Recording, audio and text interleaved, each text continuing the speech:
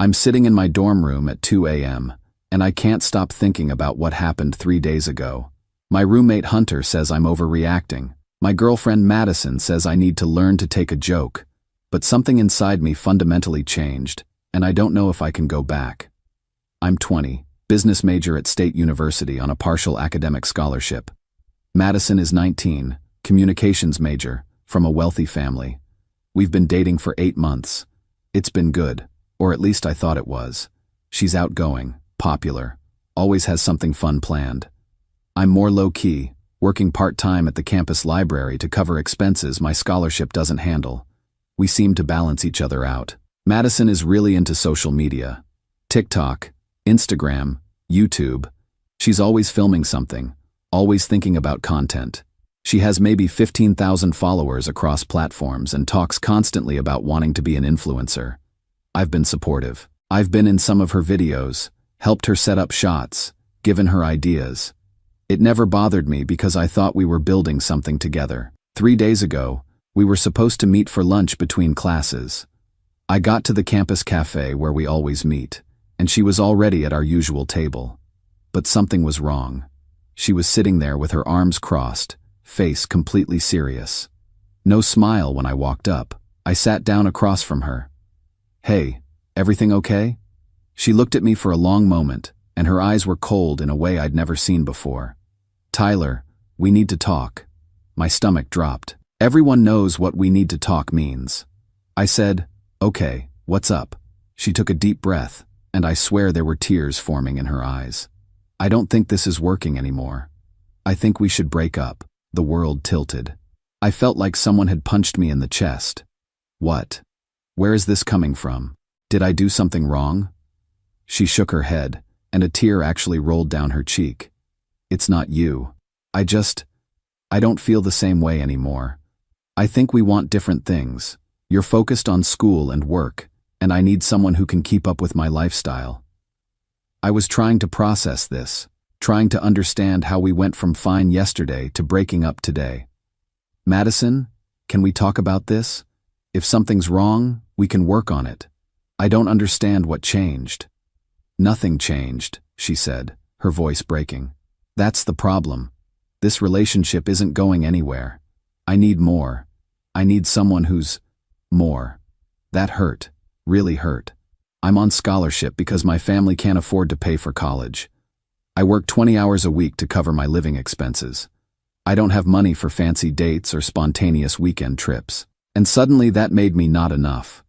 I felt tears starting in my own eyes. I'm not ashamed to admit it. I was devastated. I really cared about her. Thought we were building toward something serious. "So that's it?" My voice cracked. 8 months and you're just done?" She nodded, wiping her eyes. "I'm sorry, Tyler. I really am. But yeah, I think it's better if we end it now before anyone gets hurt worse." Too late for that, I thought. I was already hurt, really badly hurt. I stood up from the table, my hands were shaking. I said something like, "Okay, I guess that's it then," and walked out of the cafe. I made it about 50 feet before I had to stop and just breathe because I felt like I was going to throw up or cry or both. I went back to my dorm and just lay in bed for the rest of the afternoon. Hunter came back and asked what was wrong. I told him Madison broke up with me. He said some supportive things and left me alone. About 3 hours later, my phone started blowing up. Messages from Madison. Lots of them. "OMG Tyler, I'm so sorry. It was just a prank. You were supposed to laugh. Babe, come on. You know I love you. Why aren't you responding? You're really going to be mad about a harmless joke?" I stared at these messages in disbelief. A prank. She pretended to break up with me as a prank. I called her. She answered immediately, laughing. "Oh my God, you should have seen your face. You looked like someone died." I couldn't speak for a second. When I did, my voice came out flat. "That wasn't funny." "Of course it was funny. Come on, Tyler, lighten up. It was just a joke. You're so serious all the time. You made me think our relationship was over. You cried. You told me I wasn't enough. But it wasn't real." She was still laughing. "That's what makes it funny. I didn't actually mean any of it. God, can you take a joke?" I told her I needed some space. She got annoyed, said I was being dramatic. that she was just trying to have fun. I hung up. That was 3 days ago. She's been texting constantly, sometimes apologizing, sometimes telling me I'm overreacting, sometimes trying to be sweet and romantic like nothing happened. But here's the thing. Something in me broke during that conversation. When I thought she was breaking up with me, I felt this devastating loss. But now, knowing it was a prank, I feel nothing. Not relieved. Not happy she wants to stay together. Just nothing. I keep thinking, what kind of person thinks it's funny to make someone they supposedly love feel that kind of pain? What kind of person films someone's emotional breakdown because Hunter told me he saw her phone was recording when he walked past the cafe for entertainment? Hunter says I should dump her. My sister Riley, who's a counselor, says this is a major red flag. But Madison keeps saying I'm overreacting, that it was harmless, that couples prank each other all the time. Update 1. Yesterday, I was in the library studying when my phone buzzed. Message from this girl Emma who's in my Psychology 201 class. We're not close friends, just friendly classmates who sometimes study together. The message said, "Hey, I'm really sorry about what happened. Are you okay? That was really messed up." I had no idea what she was talking about. I wrote back asking what she meant. She sent me a TikTok link. I clicked it, and my stomach dropped through the floor.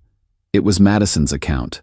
The video was posted 2 days ago, the same day as the prank. The caption read, "When your boyfriend can't take a joke, #relationship goals, prank wars, drama." The video was exactly what you'd expect. It started with her setting up the phone on the cafe table. Then me walking up, sitting down.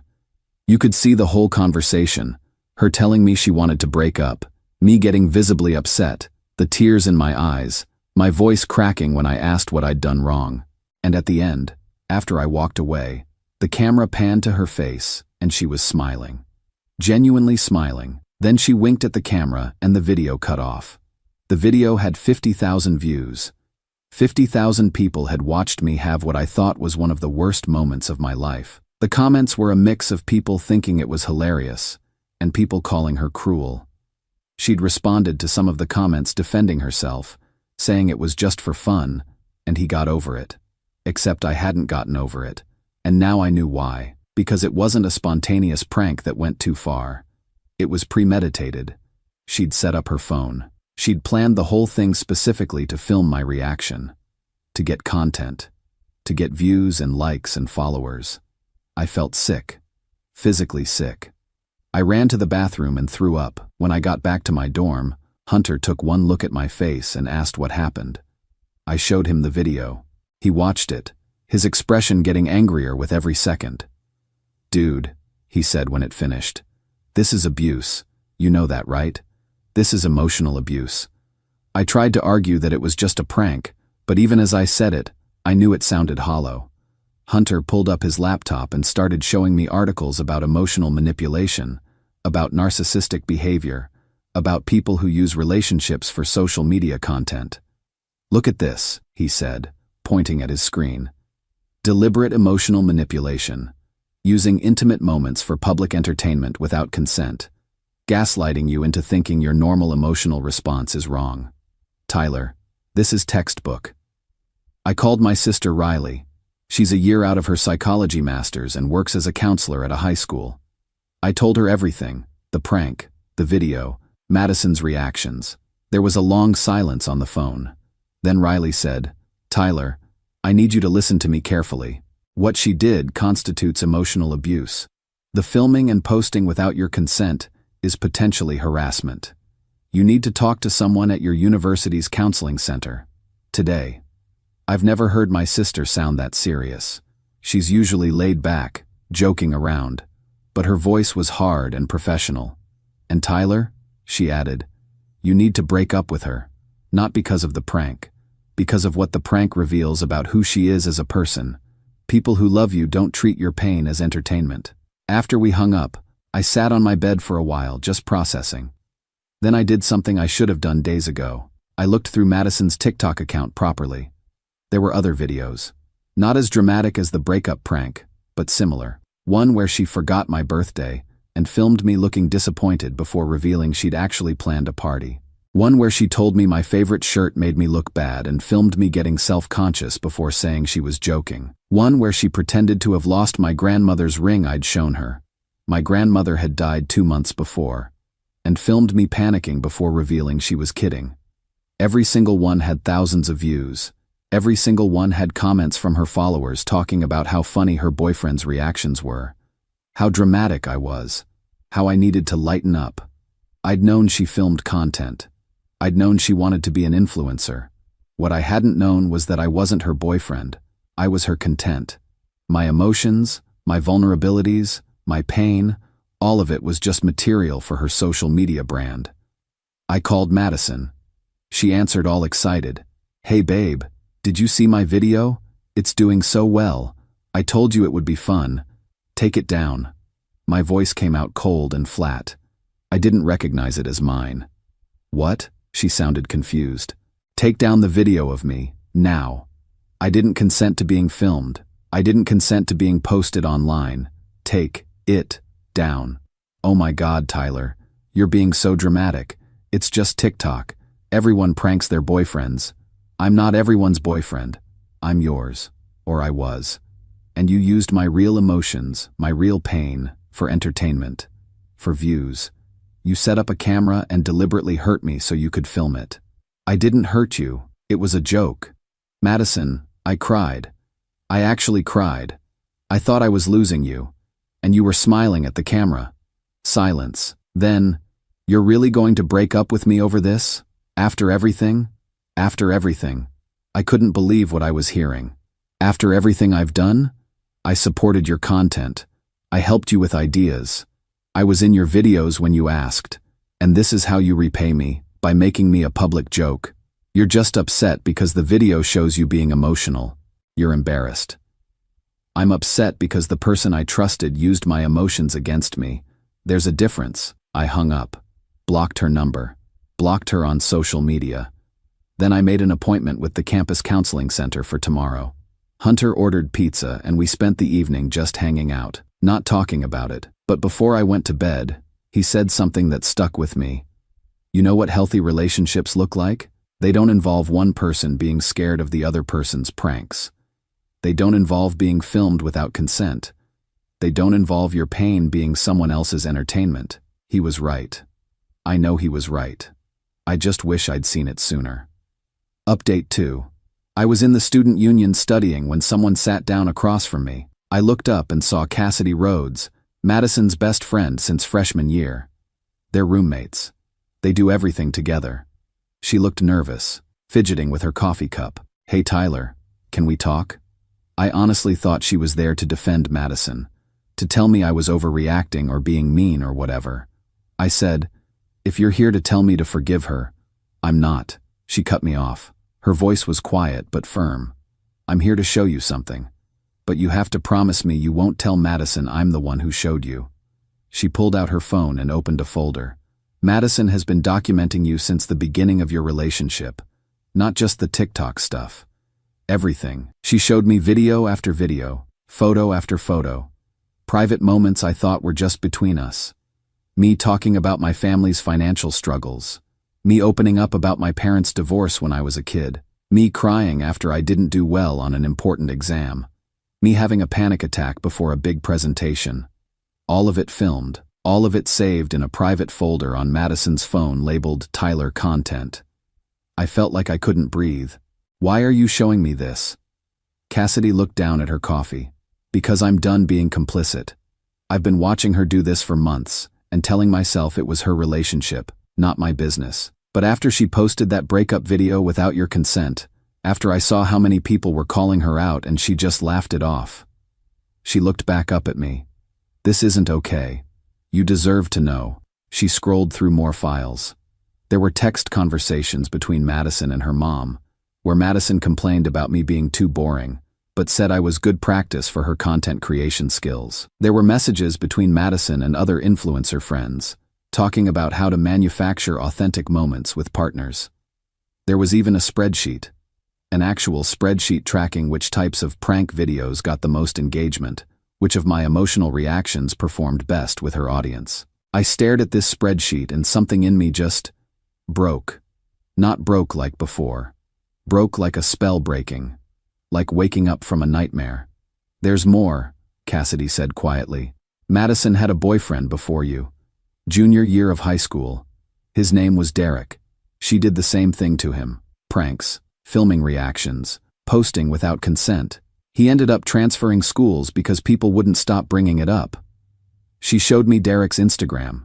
He'd posted about his experience last year, talking about how a toxic relationship had affected his mental health. I read through his posts, and it was like reading my own story.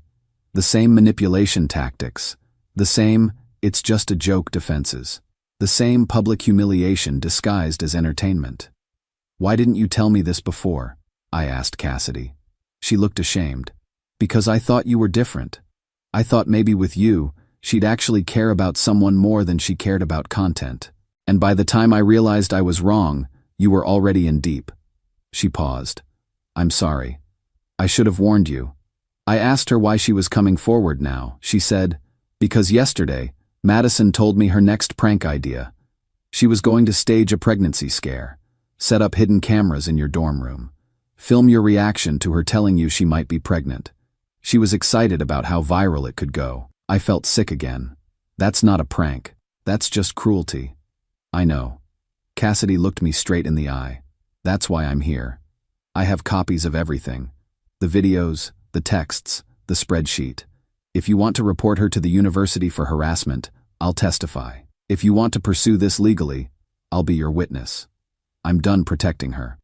After Cassidy left, I went straight to the counseling center and asked for an emergency session with Dr. Chase, the counselor I'd seen before. I showed her everything Cassidy had given me. Dr.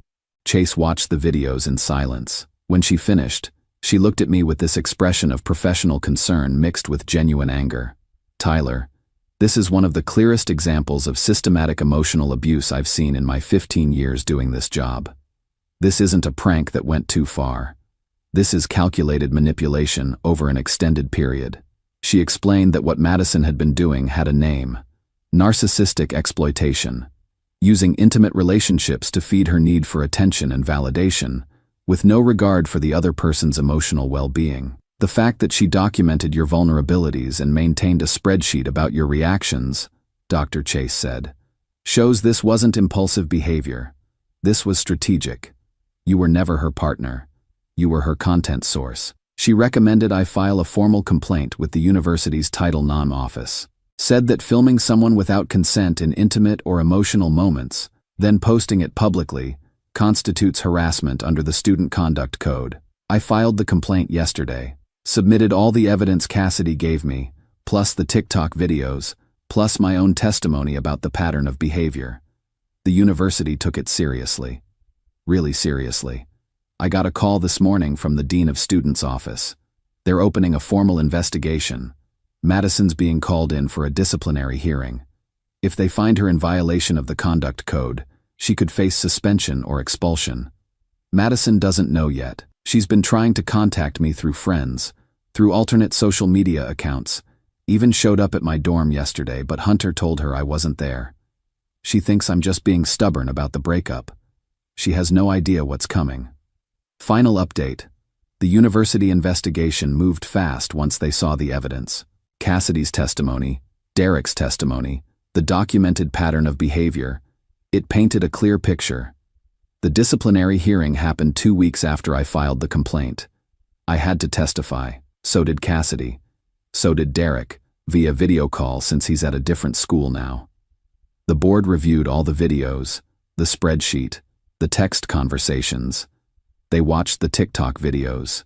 They looked at the pattern. Madison's defense was what you'd expect. It was just relationship stuff. Couples prank each other. He's just upset because we broke up. But then they showed her the spreadsheet. Her spreadsheet. The one where she'd literally categorized my emotional reactions by engagement metrics. Tracked which vulnerabilities performed best with her audience. Planned future content, based on what got the most views. The board chair asked her point blank, Ms. Pierce, do you understand the difference between a relationship and content creation? She tried to argue that all influencers use their lives for content, that this is normal for her generation. that everyone films everything now. The chair cut her off. Mr. Brooks did not consent to being filmed during intimate, vulnerable moments. He did not consent to those moments being posted publicly. You documented his pain systematically for your own benefit. That's not relationship dynamics. That's exploitation. The ruling came down 3 days later. Madison violated multiple sections of the Student Conduct Code: harassment, non-consensual recording, creating a hostile environment. The university suspended her for the rest of the academic year. She has to complete counseling before she can be readmitted, and there's a no-contact order. She's not allowed to contact me through any means, or she'll face expulsion. But the consequences went beyond the university. Remember how I mentioned Madison had an internship lined up?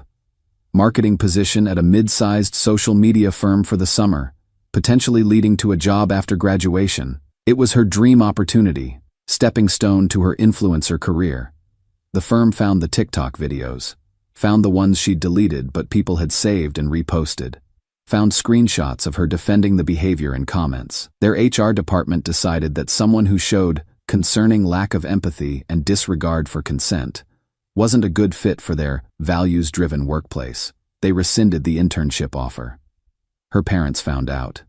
Not from her, from the university notification about her suspension. According to Cassidy, who's since become a good friend, they were initially supportive of Madison, right up until they actually watched the videos and saw the spreadsheet. Her mom called her unrecognizable and said they didn't raise her to treat people this way. They're making her come home for the suspension period. No apartment, no allowance. Her friend group fell apart. A lot of people had suspected Madison was toxic but went along with it because she was popular and fun. Once Cassidy came forward and the investigation went public, others started sharing their own experiences.